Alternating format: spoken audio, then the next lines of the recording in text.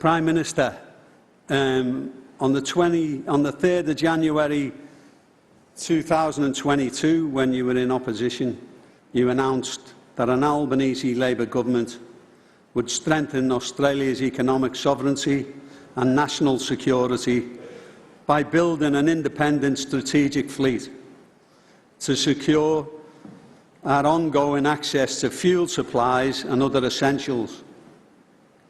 An Albanese Labour government will also act immediately to close the loopholes in the existing regulatory framework to help rebuild Australian shipping with Australian crews on board, on Australian wages and on Australian conditions of employment. And I bring to the attention in this hall, and especially over in the other side of the room, if you haven't seen the movie or the documentary on the Portland, it's an absolute disgrace where Australians were dragged in the middle of the night, men and women, in the middle of the night, in coastal waters, in Australian waters, on an Australian ship, taken down the gangway by security guards and coppers, and replaced with third world exploited labour for $2 an hour. Out of sight and out of mind. And let me tell you, it was an absolute disgrace, and they should all bow their heads in respect to calling themselves Australians. We recommend and we commend the Albanese government for the statements it's made.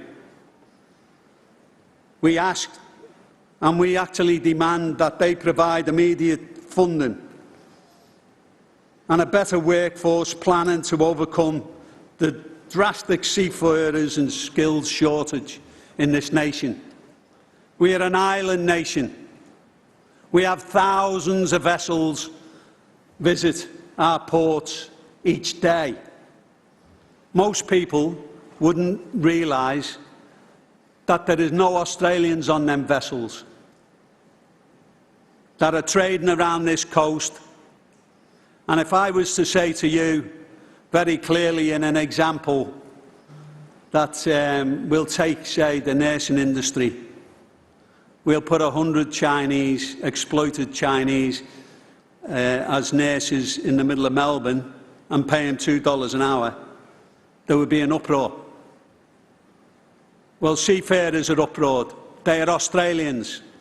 And since that dispute of the Portland, where there was a 70-day sit-in fighting for Australian jobs, since then, I've got to say that it is now about time. It is our time, everyone in this room's time, the employers, the government, to come together. And, you know, regardless of what I think of a Liberal government, I'll say this. It's an old saying. If you're not at the table, you're part of the menu. And so, Mr Dutton, you're not here. And you've had plenty to say about me and my union. And you couldn't even come to this conference to get together to discuss and evaluate how we all go forward together. So I make no apologies for making that statement either. We ask, and I back the National Secretary of the ACTU, Sally McManus, totally in. Inflation in the UK at the moment is running at 15%. Inflation by Christmas in this country is going to be 8%. Lower paid workers have not had a wage rise. Australians, if you're a young Australian in this country at the moment and you manage to have a mortgage, an average mortgage now, by Christmas, you will be paying $1,000 extra per month. Your fuel has gone up astronomically. Your rates have gone up astronomically. The pensioners in the winter can't put the gas on or the lights on, electricity, because they can't afford it. We have had stagnant wage growth. And it is our time now to put that right.